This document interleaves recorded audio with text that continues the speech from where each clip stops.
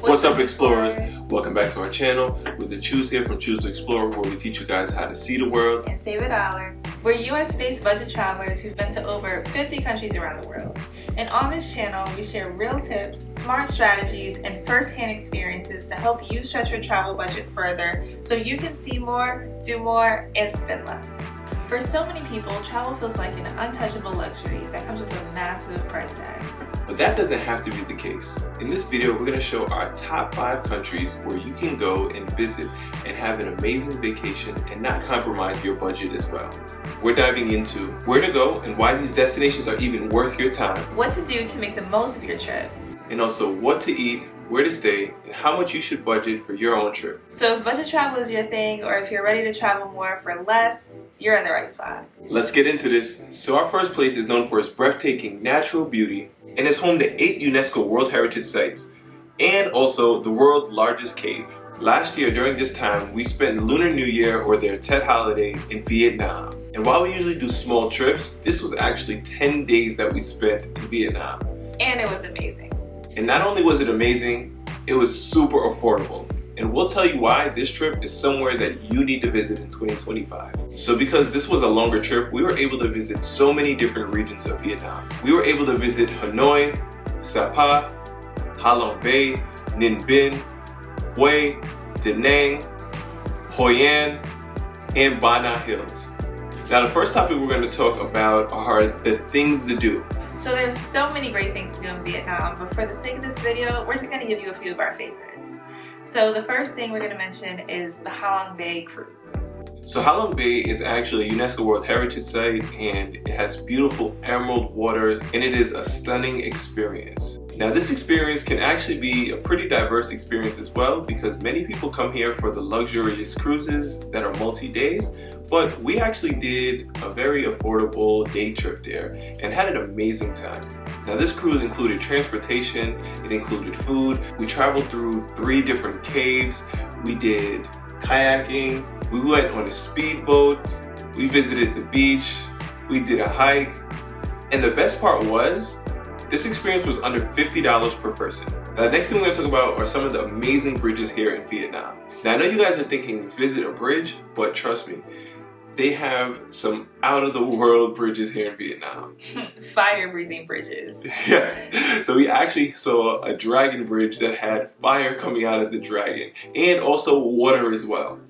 We also visited Ba Na Hills and we saw the Golden Hands Bridge, and it was amazing. We also got to visit Sapa in the north, and that was incredible. It was a very nice change of pace. We were up in the mountains, we saw different rice fields, we got to explore different villages like the Cat village, and it was just all around an incredible day. We got to see waterfalls, nature, loved it there.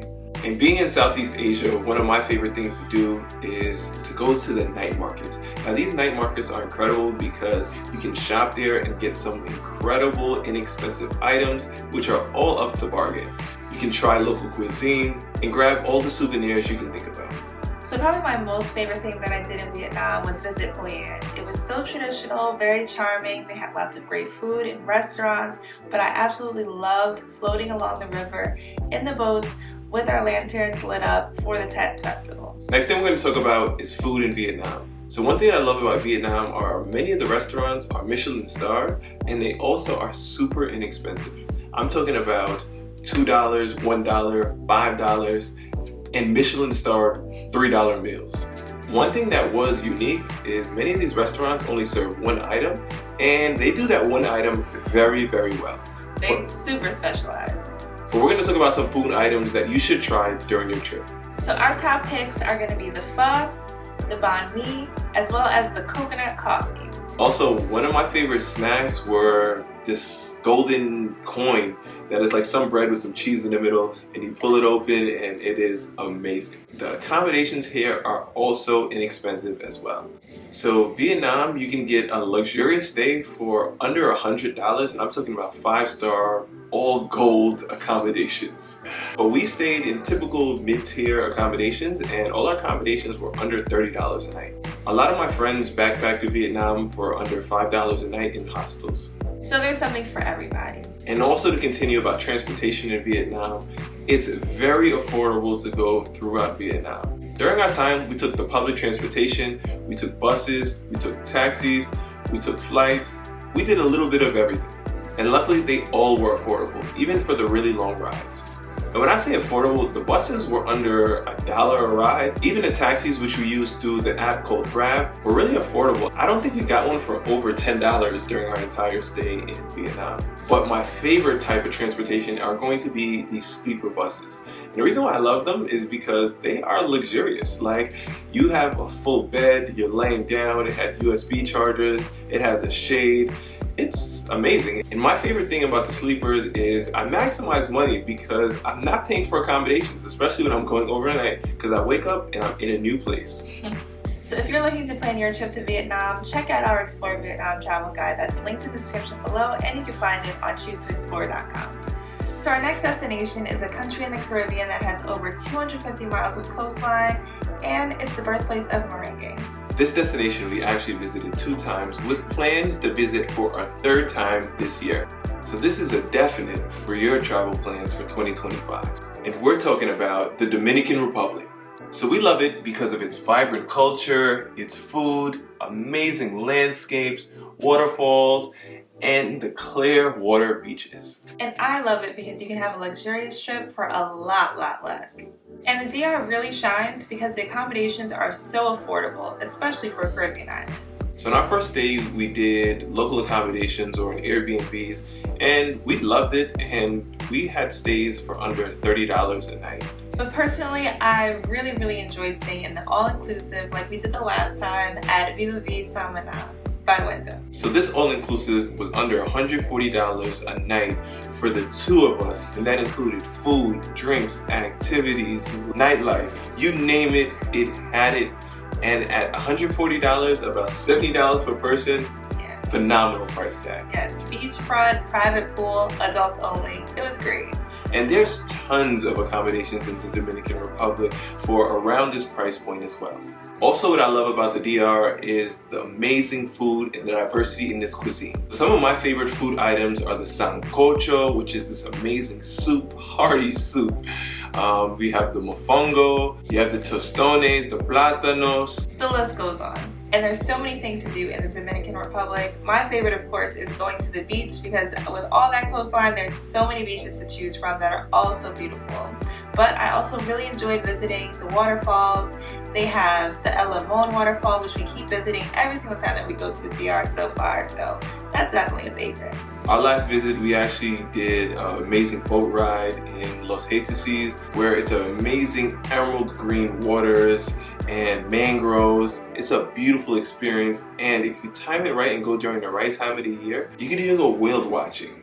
And we also explored a lot of the historical sites in Santo Domingo. So as we can see, the opportunities for things to do are endless, and they're all affordable here. And then getting around in the Dominican Republic is also affordable as well. You can take a lot of buses throughout the country for relatively affordable, under $10, and you can book those in advance online. And if you want more local options, you can also take the guaguas, which are like the local pickups, like taxi kind of things that aren't taxis, but it's like a communal van that kind of takes you around. And usually these are under $1, and you just let them know where to go and they take you. So while trips to the Caribbean can be expensive depending on where you're going, we've included tips to help you save and budget for a Caribbean vacation included in an article that we have on choosetoexplore.com, so definitely check that out.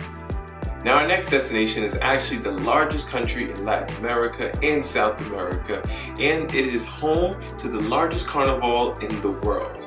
And we're talking about Brazil, more specifically Rio de Janeiro. So many know this city as the Marvelous City, and for good reason.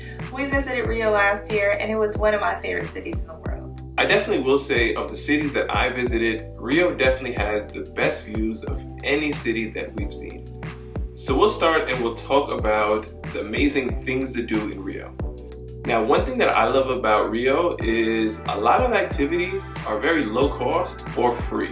And one of those free activities that we wanted to do since we were kids is to visit the Celeron steps. Now, these steps were made famous by Pharrell in his beautiful video, and I know Liv wanted to go to be a video vixen on those steps, but it is an amazing place to see with so many different colors and tiles donated from all around the world. But make sure you have good walking shoes to walk up and down those steep steps. And of course, we love visiting the world's famous beaches, so we got to explore Ipanema Beach as well as Copacabana Beach. Now here's a pro tip. Both beaches are separated by this huge rock, and this rock is where I found the best sunsets in Rio. Another amazing free activity to do in Rio is on Mondays to visit Pedro do Sal, and this is where you can get a sense of Rio and Brazilian culture.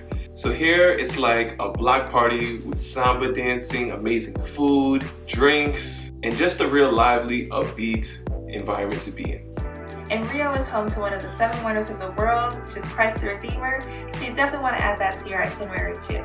We have an entire itinerary for Rio included in our blog post on choosetoexplore.com. The next thing we're going to talk about are the amazing cuisine in Rio. So Rio is amazing because it's an extremely diverse place to be. And you definitely can see that in their cuisine. They had so many amazing things to eat, especially the acai bowls, and you can find these with street vendors for $1 to $2. And if you even go to a nice sit-down place, you can get a nice bowl of acai for like $4 or $5. Here in the United States, that bowl of acai is not as fresh and is also like $13, $14, so it's definitely inexpensive. While I came there for the acai bowls, I found a new favorite, which is the cupuaçu. So it's another superfruit there, and you have to try it. I don't even really know how to describe it, but it made you feel so fresh and so renewed. It was just really good, really great fruit, really great in your bowls. Also, you can't go to Brazil and not go to a Brazilian steakhouse. So here you can find amazing steak, amazing chicken, and lots of flavors. Sorry vegetarians, but you need to try it. Now for me, my favorite snack is definitely the pão de queijo, which is like the cheese balls. You got them from the bakeries, and those were super cheap too. How much did we pay for those? Like less than $1 for a couple of them, so yeah. Inexpensive. And a lot of our meals were only about 10 USD per person, and that was even at restaurants. Now in terms of accommodations, Rio is really diverse as well because a lot of people want to stay in the Copacabana and the Ipanema neighborhoods, which are going to be more pricey but are going to have amazing vibes, especially being right on the water. But even those more expensive hotels are going to be somewhere around $100 a night. We actually stayed in the local accommodation on Levantado Beach, which was not too far away, and we had amazing waterfront views, and it was around $45 per night, and a steal, we think. But definitely do your research about the neighborhood you're going to stay in because you don't want to end up staying in a favela. Now, one of my favorite things about Rio is how affordable the transportation is. So we typically do travel and either rent a car or take public transportation, but because Ubers are widely available and accessible at an affordable price, we took Ubers the entire trip. Now I'm talking about 20, 30, 40-minute rides in Ubers, and all of our rides were under $20.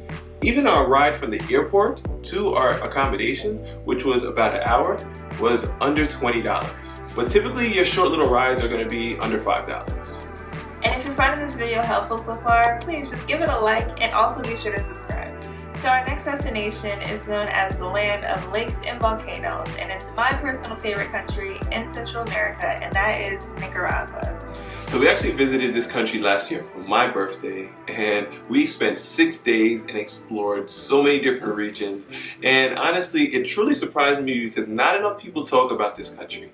So one of the most surprising things for me in Nicaragua is how affordable and accessible the public transportation is. So during our stay, we visited León in the north, Granada. We visited Ometepe, which is an island in the middle of Lake Nicaragua.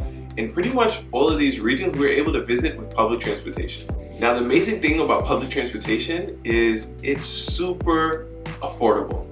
When I say that, I'm talking about 3-hour rides for give or take $1, under $2. Sometimes you may get people that charge you more for a tourist, but it'll be like maybe $1 more where I'm not even mad and gonna complain about it. You can rent a car and drive, and you also can get taxis, but those are going to be a lot more expensive and probably take around the same amount of time as these local buses. So it's up to your comfort and your budget. Now we're going to talk about the things to do here. So as my wife said, Nicaragua is known as the land of volcanoes and lakes. So you definitely have to see these volcanoes. And the lakes.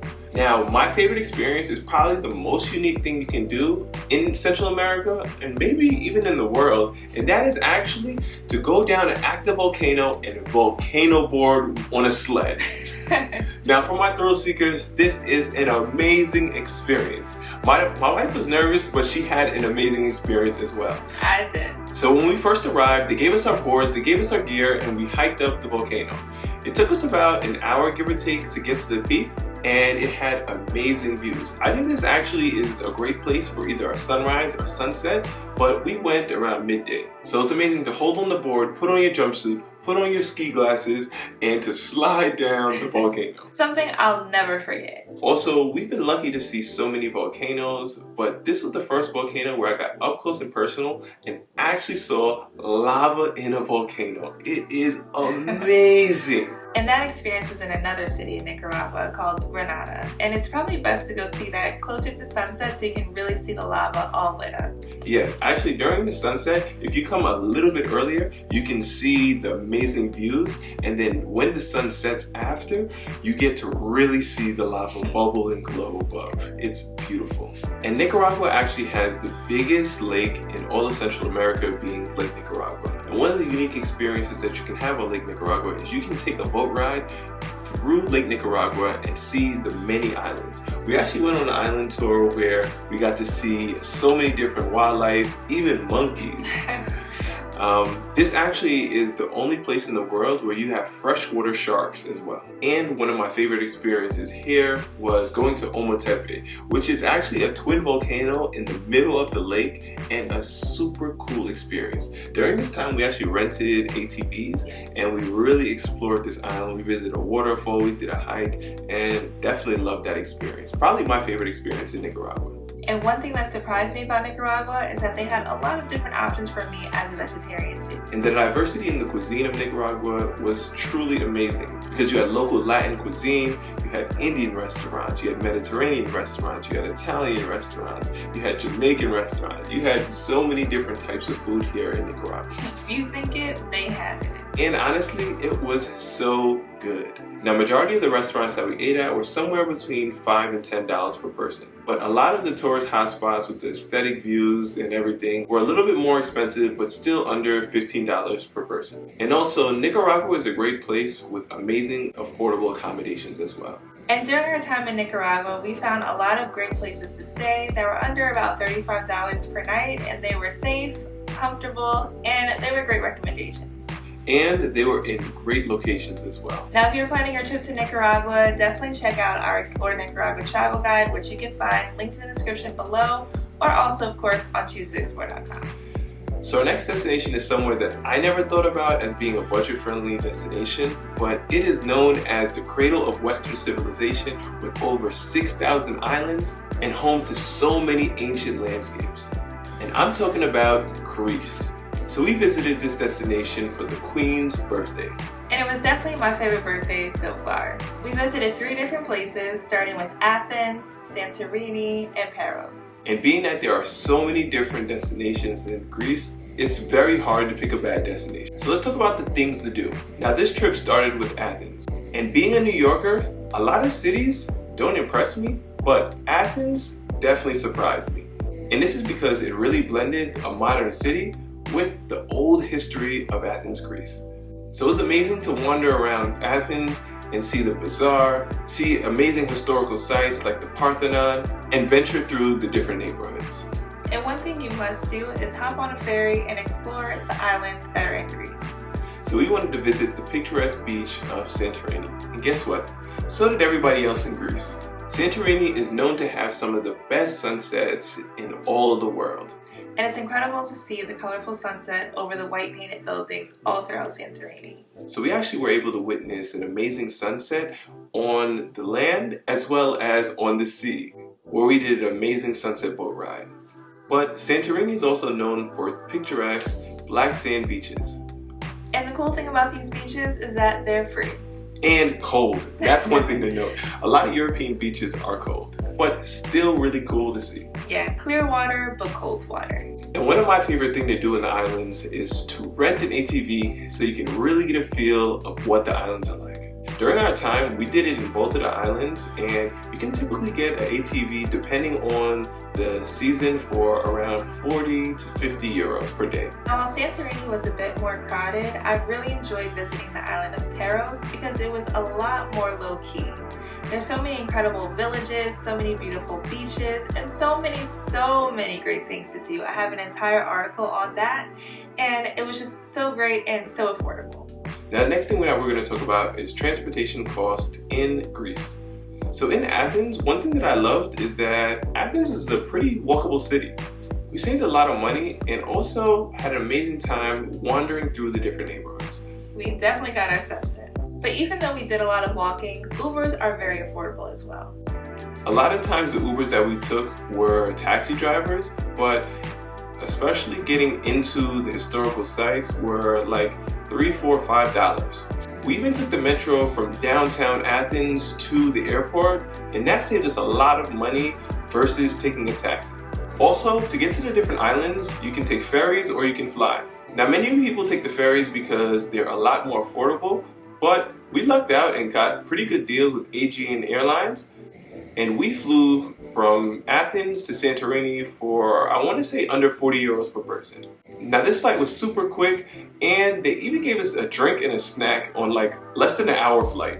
But I will say we did take the ferry from Santorini to Paros, and it was a lot longer, but it was definitely like a shopping mall on a boat. It had so many things to offer. It was kind of like a cruise. Even though we were only on it for like 3-4 hours, it was great. But we really just wanted to sleep. Now, we took this ferry with Blue Star Ferries, and I think it was about 32 euros, which was really affordable as well. Now, one thing that I will say is in Santorini, if you do take taxis, they're going to be very expensive. But one thing that I did find is that there is a bus in Santorini, and it is affordable. It may take some time, and it may not be direct, but it is affordable. Off the top of my head, I would say that each ride was around 3 euros, but definitely a lot more affordable than taking a taxi, which was like 40 or 50 euros. And this is the same case for when we were in Paros as well. It actually had a really well-connected public transportation bus. But honestly, we loved getting on the ATVs because we were able to move at our own pace, we didn't have to wait for anybody, and we could really see the island. Even if you're just going to do it for one day, I highly recommend getting an ATV. The next thing that we're going to talk about is Greece are the accommodations. Now in Athens, we had the most futuristic place that I've ever stayed in. It was actually like these futuristic lights, and it had all these different features that I didn't even know what they did, but I loved it because it was like under $50 per night. And it came with a hot tub. Oh yeah, it did. That place was amazing. Also, for the Queen's birthday in Santorini, I couldn't be in my cheap accommodation, so we had an amazing accommodation. It was actually a suite. We had our own hot tub. We had amazing views of the water, and I definitely recommend it, but it was more on the pricey side. The first night, it was under about $200 a night, and this is during peak season in Santorini, which I think actually is pretty inexpensive for what the experience we got. But they actually had availability in a different room, which actually was a lot cheaper, and it was a 2-bedroom with rooftop views and a hot tub that we had all to ourselves. And this one was even cheaper. I think it was like 100 euros per night, and amazing. It was very much worth it. Now in Paros, you can get a lot cheaper accommodations than in Santorini, especially if you have access to an ATV or transportation. Our stay was under 40 euros a night. Now we're going to talk about the amazing Greek cuisine. Now, one thing that I love about Greek cuisine is they have really fresh produce and vegetables. I love that the fresh salads really shine in the cuisine. And it's so affordable. Walking around Athens, Paros, and Santorini, especially if you go to the local shops, you can get $4 gyros. 4 euro gyros. 4 euro gyros. And they are so good. Also, my wife being a vegetarian, there had so many options for her as well. I really enjoy the eggplant options as well as the falafel. But you definitely have a variety of amazing cuisine here in Greece. One thing that I will say about Greece is even if you go to a really nice sit-down restaurant, you won't be disappointed by the quality of the food. And that's because of the fresh ingredients and flavors of Greek cuisine. And one thing to note is we didn't really include flight prices because we are based in the United States, but we know that you guys may not be. And depending on where you're flying from, flight prices can be very different. So we have a free guide on our top 9 ways to find cheap flights, which you can actually find in the description below, and check that out. So there you guys have it, our top 5 cheap travel destinations for you to travel to in 2025. Did any of these surprise you? Let us know in the comments below. So thank you guys so much for checking out our channel. Please be sure to like, comment, and subscribe, and we'll see you on the next one.